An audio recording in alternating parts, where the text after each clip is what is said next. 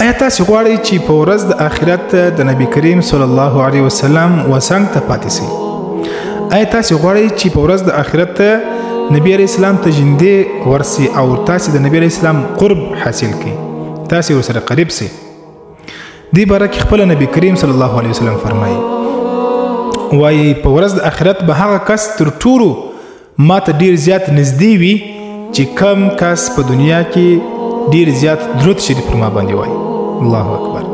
یعنی نبی کریم صلی الله علیه وسلم فرمایي چې په ورځ د آخرت به هغه کس ما ته ډیر زیات نږدې وي چې کم کس په دنیا کې ډیر زیات درود شریف پر ما باندې وایي. درود شریف ډیر زیات ګټې دي. بل حدیث شریف کې راځي وایي کچیر تاسو درود شریف وایس د درود شریف په ذریعہ سره به الله ستاسو روحونه پاکي او ستاسو بدنونه به د ګناو څخه پاکي. او په یو بل حدیث شریف کې راځي وایي که غواړئ چې ستاسو غمونه دي الله لري کړي، تاسو پر ما باندې ډیر زیات درود شریف وایست. درود شریف یعنی اللهم صل علی مبارک چې موږ تاسو په لمانځه کې وایو. کم انسان چې په لمانځه کې درود شریف دا کم غټ درود شریف دا نسی ویلی په د لمانځه والا ده، دغه د لمانځه نه علاوه چې نور به طور وظیفه به طور ذکر هغه د کښنی درود شریف هم وایي صلی الله علیه و آله وسلم.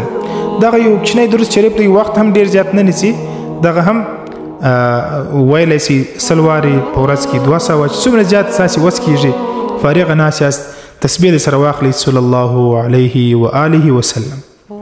دغه ویډیو د ثواب په خاطر باندې ضرور مخته در سره شیر کړئ.